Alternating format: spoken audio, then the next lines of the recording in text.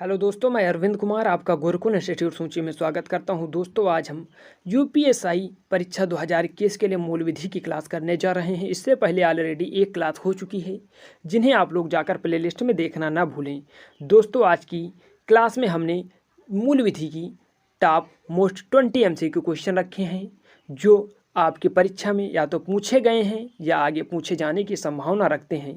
तो आप लोग ध्यान से और ईमानदारी पूर्वक पूरी क्लास को देखिएगा। और अंत में हम आपसे एक चैलेंज प्रश्न करते हैं, जिसका आंसर आपको कमेंट बॉक्स में देना होगा। अगर आप कमेंट बॉक्स में आंसर सबसे पहले देंगे तो आपका नाम आने वाले वीडियो में हम सबसे पहले लेंगे। तो जो इससे पिछली वीडियो का जो चैलेंज प्रश्न था वह था, समान उद्देश्य को अग्रसर करने के लिए कम से कम कितने व्यक्ति होने चाहिए। तो इसका आंसर जो हमें सबसे सटीक और सही दिया था वह दिया था गोलू साहू ने। गोलू साहू ने इसका आंसर जो बताया था वह 5 बताया था और बिल्कुल सही आंसर है गोलू साहू का। तो चलते हैं, आज की क्लास को हम स्टार्ट करते हैं। लेकिन उससे पहले अगर अभी तक आपने क्लास को लाइक नहीं किया तो पहले आप लोग क्लास को लाइक कीजिए और शेयर कीजिए और चैनल को सब्सक्राइब कर बेल बटन अवश्य दबाएं, जिससे हमारी आने वाली सभी वीडियो के नोटिफिकेशन आपको नियमित रूप से मिल सकें। और जी हाँ दोस्तों, अगर आपको इसका PDF चाहिए तो आपको गुरुकुल इंस्टीट्यूट सूची टेलीग्राम चैनल ज्वाइन करना होगा, जहां पर हम डेली बेसिस पर क्लासों की PDF प्रोवाइड कराते हैं। तो चलते हैं, आज की क्लास स्टार्ट करते हैं। आप लोग मूल विधि की क्लास ये है, बहुत ही बेहतरीन, और यूट्यूब पर ऐसी आपको क्लास कहीं नहीं मिलेगी जिसमें आपको एकदम सीक्वेंस वाइज और बेसिक से पढ़ाया जाए। तो आप लोग ध्यानपूर्वक ये क्वेश्चन को कीजिएगा। चलते हैं, देखते हैं आज का अगला प्रश्न क्या है। अगला प्रश्न है, राष्ट्रीय अखंडता पर प्रतिकूल प्रभाव डालने वाले लाछन प्राख्यान का उपबंध भारतीय दंड संहिता की निम्नलिखित में से किस धारा में किया गया है। तो आप लोग आंसर बताएं। बहुत ही बेहतरीन प्रश्न है कि राष्ट्रीय अखंडता पर प्रतिकूल प्रभाव डालने वाले लाछन प्राख्यान का उपबंध भारतीय दंड संहिता की निम्नलिखित में से किस धारा में किया गया है। तो आपको धारा बताना है। तो आप लोग आंसर कमेंट बॉक्स में बता रहे होंगे अगर आपने इसका आंसर बताया है। ऑप्शन नंबर जो सी, धारा 153 खा में जो राष्ट्रीय अखंडता पर प्रतिकूल प्रभाव डालने वाले लाछन और प्रख्यान के उपबंध के बारे में बताया गया है, तो आपका आंसर सही। अब हम चलते हैं, इसकी व्याख्या देखते हैं। राष्ट्रीय अखंडता पर प्रतिकूल प्रभाव डालने वाले लाछन प्राख्यान का उपबंध भारतीय दंड संहिता की धारा 153 खा में वर्णित है, जबकि जो धारा 153 का है उसको भी देखते हैं। में धर्म, मूल वंश, जन्म स्थान, निवास, भाषा इत्यादि के आधारों पर विभिन्न समूहों के बीच में शत्रुता का संपरिवर्तन और सौहार्द बनाए रखने पर प्रतिकूल प्रभाव डालने वाले कार्य तथा धारा 154 में उस भूमि के स्वामी या जो अधिभोगी के दायित्व का उल्लेख है जिस पर विधि विरुद्ध जमाव किया गया है। तो आप लोगों ने आशा करते कि समझा होगा। अब हम चलते हैं, अगला प्रश्न देखते हैं। अगला प्रश्न है, निम्नलिखित में से भारतीय दंड संहिता की कौन सी धारा दंगा की परिभाषा करती है। तो आप लोगों को बताना है कि कौन सी धारा में दंगा की परिभाषा की गई है। आप लोग आंसर बताइए। बहुत ही बेहतरीन प्रश्न है ये। तो अगर आपने इसका आंसर दिया है ऑप्शन नंबर ए, जो धारा 159 है उसी में दंगा को परिभाषित किया गया है, तो आपका आंसर सही है। चलते हैं, इसकी व्याख्या देखते हैं। दंगा को भारतीय दंड संहिता की धारा 159 में परिभाषित किया गया है, जबकि जो धारा 160 है उसे भी देखते हैं। धारा 160 में दंगा के लिए दंड तथा धारा जो 161 है वह निरसित हो चुका है, और धारा 148 में घातक आयुध से सज्जित होकर बलवा करने के संबंध में उपबंध किया गया है। तो आप लोग बताइए गए सभी धारा को आप लोग साथ साथ मेरे साथ देखते चलिएगा। चलते हैं अगले प्रश्न पर। अगला प्रश्न है, लोक सेवक के लोक कृत्यों के निर्वहन में बाधा डालना अपराध है अंतर्गत धारा, यानी इसके अंतर्गत कौन सी धारा आती है। आपको बताना है कि लोक सेवक के कृत्यों के निर्वाह में बाधा डालना, अगर कोई लोक सेवक अपना कार्य कर रहा है, अगर आप उसमें बाधा डालते हैं तो आपको किस धारा के अंतर्गत दंड दिया जाएगा। आप लोग बताइए। तो अगर आपने इसका आंसर दिया है ऑप्शन नंबर सी, धारा 186 के अंतर्गत आपको दंड दिया जाएगा, तो आपका आंसर सही है। चलते हैं, इसकी व्याख्या देखते हैं। व्याख्या में है, भारतीय दंड संहिता की धारा 186 के अनुसार जो कोई किसी लोक सेवक के कृत्यों के निर्वहन में स्वेच्छा बाधा डालेगा वह दोनों में किसी भांति के कारावास से जब यानी जिसकी अवधि 3 माह तक हो सकती है, यह जुर्माने से जो 500 तक हो सकेगा या दोनों से दंडित किया जाएगा। अब हम चलते हैं, देखते हैं अगला प्रश्न। अगला प्रश्न क्या है?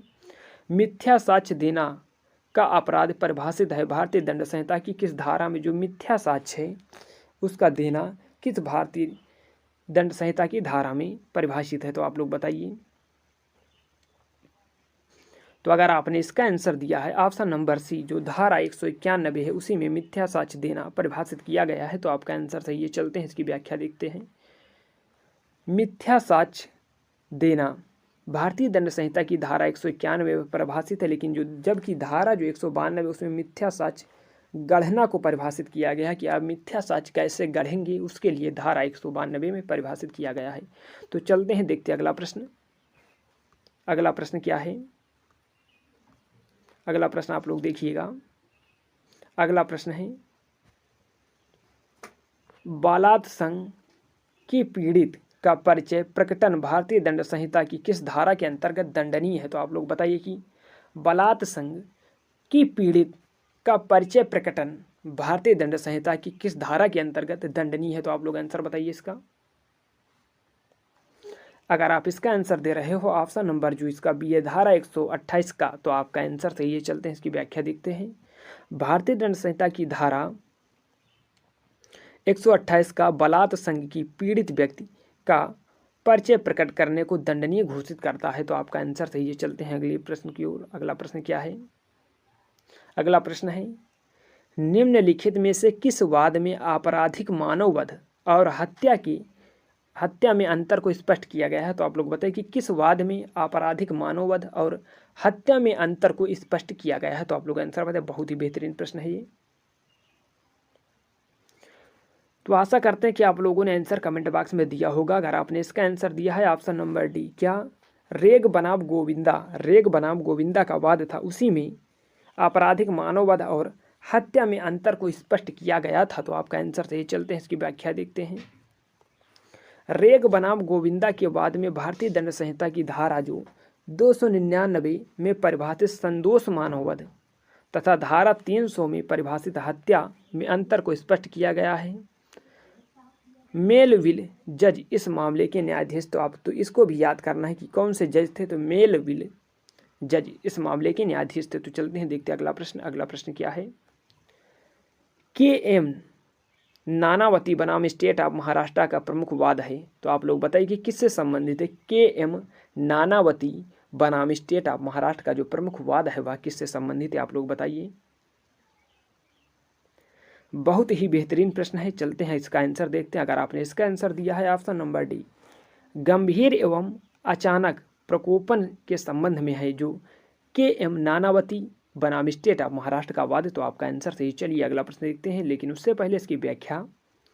के.एन. नानावती बनाम स्टेट ऑफ महाराष्ट्र का वाद भारतीय दंड संहिता की धारा 300 हत्या के अपवाद 1 के अंतर्गत गंभीर एवं अचानक प्रकोपन से संबंधित है।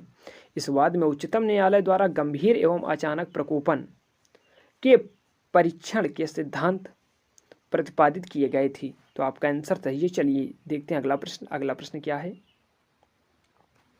मृत्युदंड विरले में से विरलतम अपराधों में ही दिया जाना चाहिए अभिनिर्धारित किया गया था, तो आप लोग बताएं कि किस वाद द्वारा इसे अभिनिर्धारित किया गया था कि जो मृत्युदंड विरले में से विरलतम अपराधों में ही दिया जाना चाहिए, इसमें किस में अभिनिर्धारित किया गया है? आप लोग आंसर, बहुत ही बेहतरीन प्रश्न है ये। तो अगर आप लोगों ने इसका आंसर बता दिया है तो अब हम चलते हैं इसका आंसर देखते हैं। इसका आंसर जो होना चाहिए वह होना चाहिए ए, बच्चन सिंह बनाम पंजाब राज्य का मामला था, उसी में ये परिभाषित किया गया था। तो चलते हैं इसकी व्याख्या देखते हैं। प्रस्तुत समस्या बच्चन सिंह बनाम पंजाब राज्य पर आधारित है। इस वाद में यह धारित किया गया है कि मृत्युदंड विरले में से विरलतम अपराधों में ही दिया जाना चाहिए, तो आपका आंसर सही है। चलते हैं, देखते हैं अगला प्रश्न। अगला प्रश्न क्या है? भारतीय दंड संहिता की किस धारा में दहेज मृत्यु संबंधी विधि अंतर्विष्ट है? तो आप लोग बताइए कि जो भारतीय दंड संहिता की किस धारा में दहेज मृत्यु संबंधित विधि अंतर्विष्ट है, तो आप लोग बताइए कि किस धारा में है। तो अगर आपने इसका आंसर दे दिया है तो अब हम चलते हैं इसका आंसर देखते हैं। इसका आंसर जो होना चाहिए वह होना चाहिए ऑप्शन नंबर ए, धारा 304 ख में ये बताया गया है, तो आपका आंसर सही है। चलिए अगला प्रश्न देखते हैं। अगला प्रश्न है, लेकिन उससे पहले इसकी व्याख्या। भारतीय दंड संहिता की धारा 304 ख में दहेज मृत्यु संबंधी विधि अंतर्विष्ट है, जिसके अनुसार यहाँ किसी स्त्री की मृत्यु किसी दाह का शारीरिक क्षति द्वारा कारित की जाती है या उसके विवाह के 7 वर्ष के भीतर सामान्य परिस्थितियों से अन्यथा हो जाती है, और यह दर्शित किया जाता है कि उसकी मृत्यु के कुछ पूर्व उसके पति या उसके पति से संबंधित दहेज की मांग के लिए उसके संबंध में उसके साथ क्रूरता की गई थी या उसे तंग किया गया था, तो ऐसी मृत्यु को दहेज मृत्यु कहा जाता है।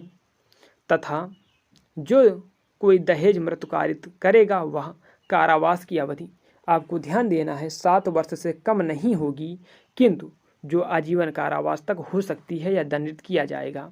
तो चलते हैं, देखते हैं अगला प्रश्न। अगला प्रश्न क्या है, भारतीय दंड संहिता की किस धारा में फिरौती के लिए व्यापरण का उपबंध है? तो आप लोग बताइए कि फिरौती के लिए व्यापरण का उपबंध किस धारा में किया गया है? तो अगर आपने इसका आंसर दे दिया तो अब हम चलते हैं इसका आंसर देखते हैं। इसका आंसर जो होना चाहिए वह होना चाहिए ऑप्शन नंबर डी, धारा 364 क्या में फिरौती के लिए व्यापरण का संबंध उपबंध है, तो आपका आंसर सही है। चलिए इसकी व्याख्या देखते हैं। भारतीय दंड संहिता की धारा 364 का फिरौती के लिए व्यापरण का उपबंध करती है। अब हम चलते हैं, देखते हैं अगला प्रश्न। अगला प्रश्न क्या है, निम्नलिखित वादों में से किस वाद में लैंगिक उत्पीड़न के शमन के लिए उच्चतम न्यायालय ने महत्वपूर्ण मार्गदर्शक सिद्धांत दिए हैं? तो आप लोग बताइए कि किस वाद में दिए हैं। तो अगर आपने इसका आंसर दे दिया है तो हम चलते हैं इसका आंसर देखते हैं। इसका आंसर जो होना चाहिए वह होना चाहिए ऑप्शन नंबर ए, विशाखा बनाम राजस्थान राज्य का मामला था। तो हम चलते हैं इसकी व्याख्या देखते हैं। विशाखा बनाम राजस्थान राज्य AIR 1997 सू को 3011 के बाद में उच्चतम न्यायालय के 3 न्यायाधीशों की पीठ ने, जिसमें श्रमजीवी महिलाओं के प्रति होने वाले लैंगिक उत्पीड़न के समापन के लिए विस्तृत मार्गदर्शक सिद्धांत विहित किया। तो आपका आंसर बिल्कुल सही। चलिए देखते हैं अगला प्रश्न। अगला प्रश्न क्या है, अगला प्रश्न है, भारतीय दंड संहिता में चोरी परिभाषित है। तो आप लोग बताइए कि चोरी कहाँ पर परिभाषित है IPC के अंतर्गत। तो आशा करते हैं कि आप लोगों ने इसका आंसर कमेंट बॉक्स में दिया होगा। अगर आपने इसका आंसर दिया है ऑप्शन नंबर ए, जो धारा 378 है उसी में चोरी को परिभाषित किया गया है, तो आपका आंसर सही है। चलते हैं इसकी व्याख्या देखते हैं।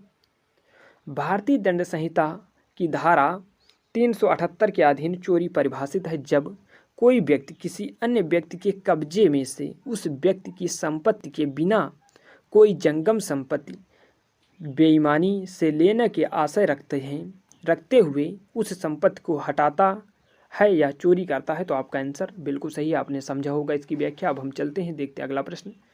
भारतीय दंड संहिता में लूट परिभाषित है। आप लोगों ने चोरी को देखा, जो चोरी है वह 378 में परिभाषित है, लेकिन जो लूट है वह किस धारा में परिभाषित है? तो आप लोग आंसर बताइए।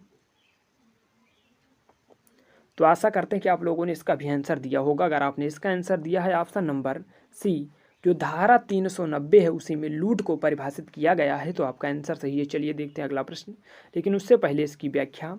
लूट का अपराध भारतीय दंड संहिता की धारा 390 में परिभाषित है, जबकि धारा जो 378 उसमें चोरी और धारा 383 में उद्यापन और जो धारा 391 में डकैती को परिभाषित किया गया है। तो आपका आंसर सही हो सकता है। आप लोग इसे भी ध्यान देते चलिएगा, ये भी पूछे जाते हैं। अब हम चलते हैं अगले प्रश्न की ओर।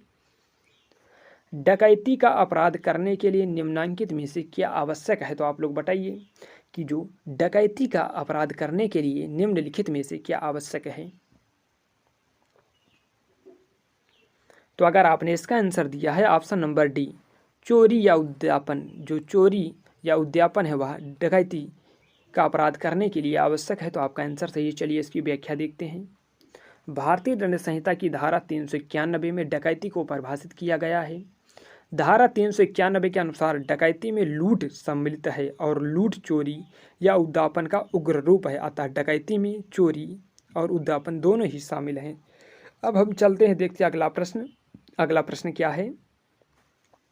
राम गुस्से में श्याम को मारने का प्रयत्न करता है। श्याम को ऐसी स्थिति में प्राइवेट प्रतिरक्षा का अधिकार भारतीय दंड संहिता की किस धारा में होगा? तो आप लोग बताइए कि प्राइवेट प्रतिरक्षा का अधिकार भारतीय दंड संहिता की किस धारा में होगा? आप लोग आंसर बताएं इसका। अगर आपने इसका आंसर दिया है ऑप्शन नंबर ए धारा 97 में, तो आपका आंसर सही है। चलते हैं, इसकी व्याख्या देखते हैं।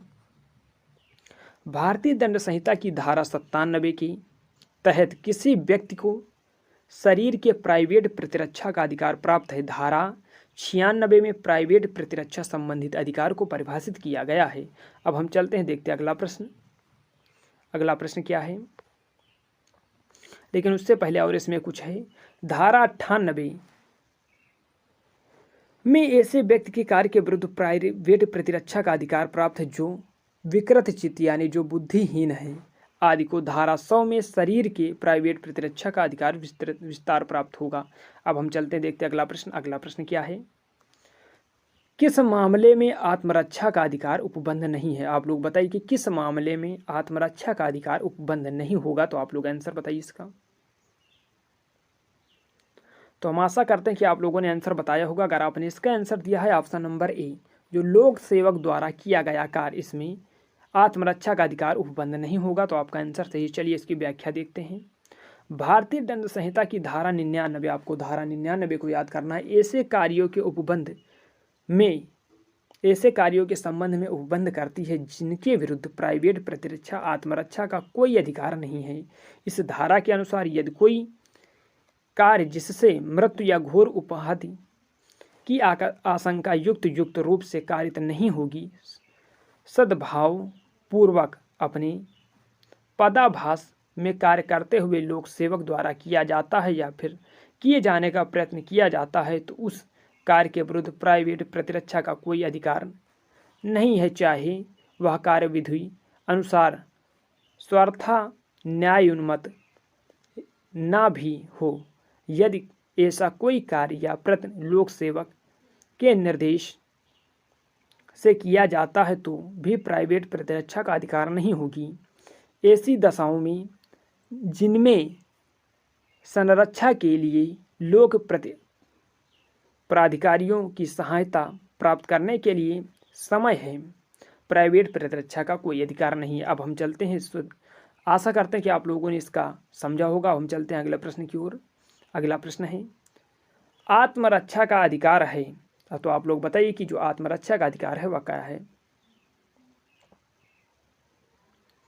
तो आशा करते हैं कि आप लोगों ने इसका आंसर दिया होगा। अगर आपने इसका आंसर दिया है ऑप्शन नंबर डी उपयुक्त सभी अपने शरीर के प्रति अपराधी से प्रतिरक्षा, दूसरे के शरीर की प्रतिरक्षा, चोरी लूट आदि अपराध से प्रतिरक्षा, तो ये सभी आते हैं इसके अंतर्गत। चलते हैं, इसकी व्याख्या देखते हैं। भारतीय दंड संहिता की जो धारा 96 को आपको ध्यान देना, धारा 96 के अनुसार कोई बात अपराध नहीं है जो प्राइवेट प्रतिरक्षा के अधिकार के प्रयोग में की जाती है। भारतीय दंड संहिता की धारा 96 से धारा 106 प्राइवेट प्रतिरक्षा के अधिकार के विषय में उपबंध करती है। भारतीय दंड संहिता की धारा 97 के अनुसार हर व्यक्ति को अधिकार है कि वह पहला, मानव शरीर पर प्रभाव डालने वाले किसी अपराध के विरुद्ध अपने शरीर और किसी अन्य व्यक्ति के शरीर की प्रतिरक्षा करे। और उसके आगे अब हम चलते हैं और देखते हैं। दूसरा, किसी ऐसे कार्य के विरुद्ध जो चोरी लूट अरेस्ट या आपराधिक अत्याचार की परिभाषा में आने वाला अपराध है या इन अपराधों को करने का प्रयत्न है, अपनी या किसी अन्य व्यक्ति की चाहे वह जंगम चाहे स्थावर संपत्ति की प्रतिरक्षा करे। इस प्रकार स्पष्ट है कि विकल्प डी सही है। चलते हैं, देखते हैं अगला प्रश्न। अगला प्रश्न क्या है? महिला की लज्जा भंग करने संबंधित हमला दंडनीय है। तो आपसे कहा जा रहा है कि महिला की लज्जा भंग करने संबंधित हमला दंडनीय है, तो कहाँ पर दंडनीय है आप लोग इसे बताइए। तो अगर आप इसका आंसर दे रहे हो ऑप्शन नंबर ई भारतीय दंड संहिता में, तो आपका आंसर सही है। चलिए इसकी व्याख्या देखते हैं। महिला की लज्जा भंग करने संबंधित हमला भारतीय दंड संहिता की धारा 354, इसे आप लोग इंडिकेट कीजिएगा, के अंतर्गत दंडनीय अपराध है, जिसमें 5 वर्ष तक कारावास या जुर्माना दोनों से दंडित किया जाएगा। चलते हैं, देखते हैं अगला प्रश्न। अगला प्रश्न क्या है? प्राइवेट प्रतिरक्षा का अधिकार किससे संबंधित है? तो आप लोग बताइए कि जो प्राइवेट प्रतिरक्षा का अधिकार है वह किससे संबंधित है? तो अगर आपने इसका आंसर दिया है ऑप्शन नंबर सी शरीर और संपत्ति दोनों से, तो आपका आंसर सही है। चलते हैं इसकी व्याख्या देखते हैं। इसकी व्याख्या है, भारतीय दंड संहिता की जो धारा 97 के अनुसरण में प्राइवेट प्रतिरक्षा का अधिकार शरीर व संपत्ति दोनों से है। अब हम चलते हैं और आप लोग तैयार हो जाइए आज के चैलेंज प्रश्न का आंसर देने के लिए। इसका आंसर आपको कमेंट बॉक्स में देना है, तो आप लोग इसे देखिए। भारतीय दंड संहिता की धारा 376 नीचे दिए गए विकल्पों में से किससे संबंधित है? तो आप लोग धारा 376 को, इसको आप लोग कमेंट बॉक्स में आंसर कीजिएगा और हम आपका नाम आने वाली वीडियो में सबसे पहले शो करेंगे। तो दोस्तों, आज आप लोग ये बताइए ईमानदारी पूर्वक कि आज आपके 40 में से कितने प्रश्न सही हुए। अगर आपके 40 में से 20 भी प्रश्न सही हो रहे हैं तो आप लोगों को घबराने की कोई ज़रूरत नहीं, बस आपको मेरे साथ बने रहना है और पर डे आपको पूरी क्लास देखनी है। और हम दावा करते हैं कि यूपीएससी का पेपर होने तक आप मूल विधि में से, अगर आपके पेपर में 18 या 17 क्वेश्चन पूछे जाते हैं तो आप उसमें 15 क्वेश्चन करने की 100% संभावना रखोगे। तो दोस्तों, आज की क्लास कैसी लगी? अगर क्लास अच्छी लगी हो तो अगर आप अभी तक आपने क्लास को लाइक नहीं किया तो पहले आप लोग क्लास को लाइक कीजिए और शेयर कीजिए और चैनल पर सब्सक्राइब कर बेल बटन अवश्य दबाएं, जिससे हमारी आने वाली सभी वीडियो के नोटिफिकेशन आपको नियमित रूप से मिल सके। और जी हाँ दोस्तों, अगर आपको इस क्लास का PDF चाहिए तो आपको गुरुकुल इंस्टीट्यूट सूची टेलीग्राम चैनल ज्वाइन करना होगा, जहां पर हम डेली बेसिस पर क्लासों की PDF प्रोवाइड कराते हैं। तो धन्यवाद, मिलते हैं नेक्स्ट क्लास में।